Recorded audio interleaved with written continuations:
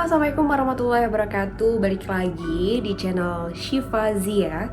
Lama banget ya Syifa nggak muncul di layar televisi ataupun di layar YouTube di channel ini tentunya. Hari ini kita akan ngomongin tentang pernikahan seperti yang udah aku bahas sebelumnya di Instagram.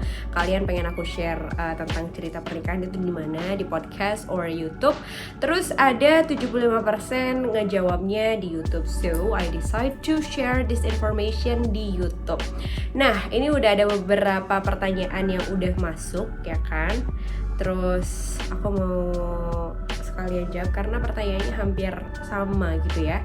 Rata-rata ngomonginnya atau nanya tentang kenalnya di mana sama suami, terus tips nikah tanpa pacaran, kenapa bisa memutuskan langsung menikah sama suami dan lain sebagainya. Oke, kita jawab yang pertama dulu, awal ketemu Mas Dhani Saifuddin, suami aku. Jadi dulu itu ceritanya long time ago, pas waktu aku SMP ya, SMP atau SMA ya. Kalau dia sih kayaknya tahu aku pas waktu SMP.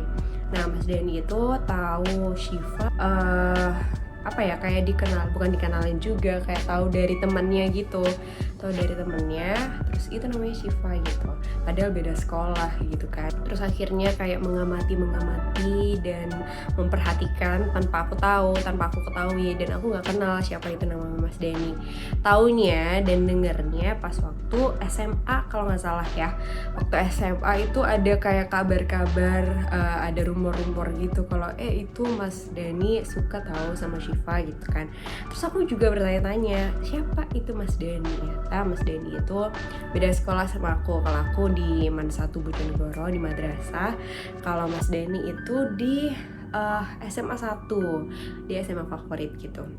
Terus dia jadi ketua OSIS. Nah, pas waktu itu aku juga OSIS kebetulan. Jadi ada beberapa event yang cuma sekadar tahu, oh itu yang namanya Mas Dhani gitu, oh itu yang katanya suka. Pede banget ya Syifa. Waktu itu posisinya Syifa masih punya pacar sih, tapi Mas Dhani enggak.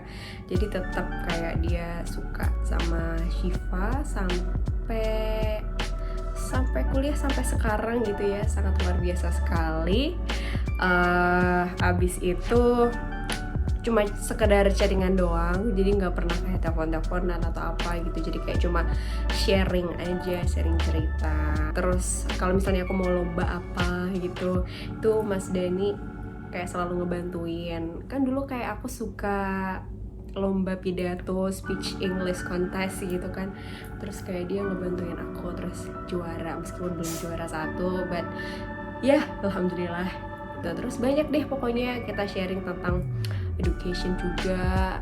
Pas waktu kuliah kayak nanyain kira-kira enaknya kuliah di mana ya gitu, di Surabaya apa di Bandung gitu. Terus dia bilangnya di Bandung. Ternyata beneran dong aku kuliah di Bandung, di Telkom. Setelah kuliah juga masih kontak ya kan.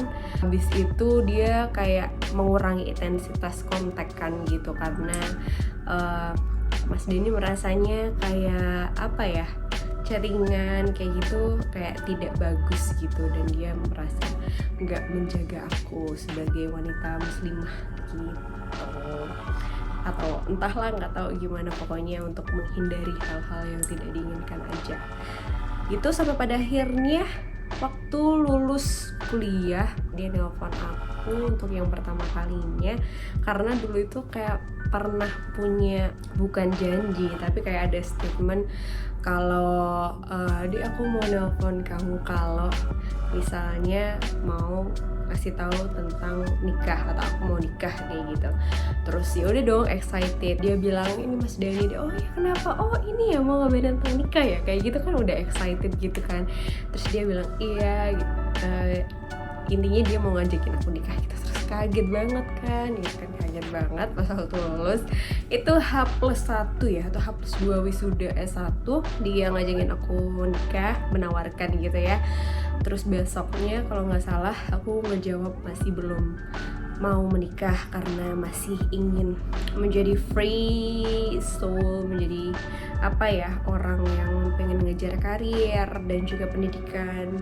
Kan ada rencana untuk S2 juga kan, jadi kayak nggak mau dulu untuk menikah, masih belum terpikirkan dan masih belum yakin juga gitu kepada beberapa lelaki dan termasuk dia gitu, belum ada keyakinan gitu dan masih belum ada keinginan untuk menikah gitu. Terus ya udah deh, terus lost contact pas waktu S2. Setelah S2 abis lulus dia datang lagi, terus dia ngucapin aku wisuda. Pertama kali ngechat lagi setelah sekian lama, 20 September kalau nggak salah ya aku wisuda itu, dia ngucapin itu. Terus kita mulailah kontak-kontakan lagi, chat intens gitu. Terus ya udah kan aku bertanya, kenapa nih kok tumben banget dia ngajakin aku chatan, biasanya nggak mau gitu kan. Terus aku nanya, kok tumben mau chattingan gitu. Terus ya kayaknya memang kayak gini deh gitu, emang baiknya gitu. Ya udah, akhirnya nggak lama itu 20 September, terus dia ngajakin aku nikah tuh 5 Oktober kalau nggak salah. Ya, September Oktober. 5 Oktober sama 3 Oktober gitu. Nah, pokoknya kayak gitu. Dia nelfon aku terus ngajakin aku nikah. Terus nggak ngerti ya, yakinnya karena titik yakin itu karena udah nggak ada keraguan lagi dan nggak ada kayak worry-nya gitu loh. Jadi kayak wah plong banget, oh iya ini deh kayaknya, kayak ada satu titik yang nggak bisa dijelasin dengan kata-kata gitu loh guys. Jadi ya udah yakin gitu, dan aku yakinnya dia bisa jadi imamku yang baik gitu, dan bisa membawa aku ke surga. Itu sih terakhirnya aku bilang ya gitu. Akhirnya lanjut lagi tanggal 10 orang tuanya Mas Dani ke rumah silaturahim ya kan, ke orang tuaku di Bojonegoro. Posisinya kita sama-sama nggak di Bojonegoro nih, aku di Surabaya dan Mas Dani masih di Manokwari Papua, jadi nggak pulang gitu. Terus akhirnya karena ada satu diskusi antar keluarga, akhirnya memutuskan kalau misalnya ya udah kita lamaran aja tanpa harus Mas Dani ke rumah Bojonegoro gitu. Tapi aku tetap ke Bojonegoro. Dan kalau nggak salah ya, koreksi kalau misalnya ada salahnya, kalau menurut Islam itu nggak apa-apa kalau lamaran itu cowoknya itu nggak datang langsung, nggak apa-apa, yang penting udah tahu fisiknya sebelumnya kayak gitu kan. Asalkan orang tuanya yang melamar, keluarga besarnya melamar, dan pas waktu itu Mas Dani juga ikut menyaksikan dan juga ikut sih, tapi lewat Google Meet. Dan kondisinya kan lagi pandemi COVID-19 ya, jadinya serba online gitu, dan alhamdulillah kayak berjalan dengan lancar. Di pertemuan pertama alhamdulillah kayak kayak udah akrab gitu sama keluarganya, udah klop juga, nggak kayak gimana-gimana. Alhamdulillah diperlancar semuanya. Terus habis lamaran tanggal berapa tuh, berarti lamaran tuh tanggal 18 ya kalau nggak salah, 18 Oktober kalau nggak salah ya.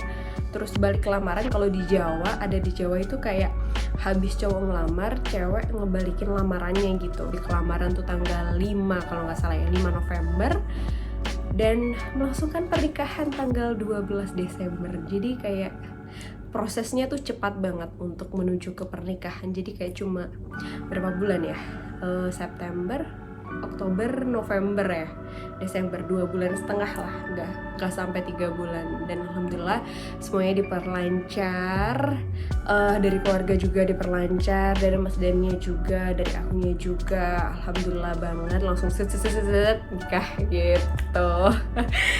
Gitu deh ceritanya. Terus tips nikah tanpa pacaran. Nah, tips nikah tanpa pacaran itu sebenarnya ditanyakan kepada Mas Dani ya. Kalau Syifa dulu sempat pacaran 2 kali. Sempat pacaran lah pokoknya. Kalau Mas Dani nggak sama sekali gitu. Dia kayak konsisten banget sih, dan kayak teguh berpendirian banget kalau dia gak mau pacaran.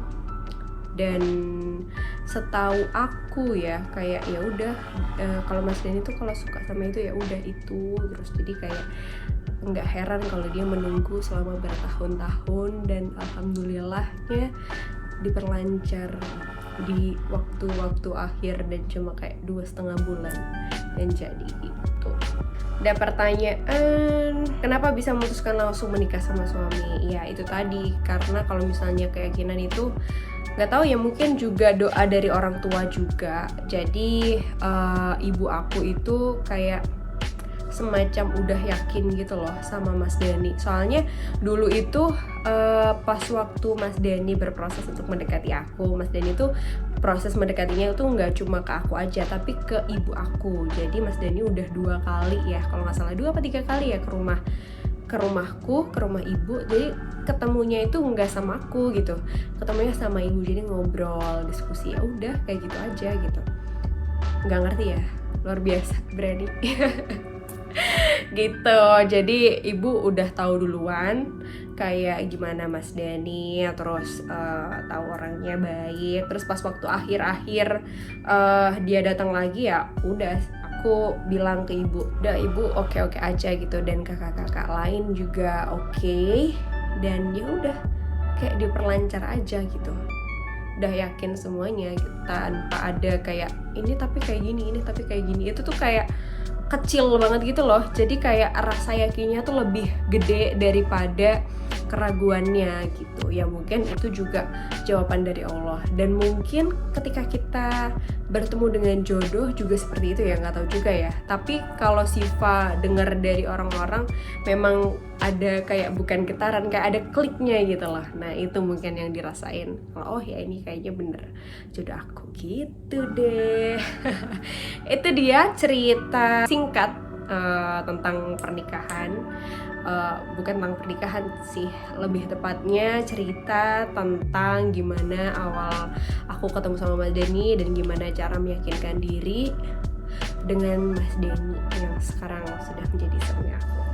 See you on the next episode. Bye. Assalamualaikum warahmatullahi wabarakatuh.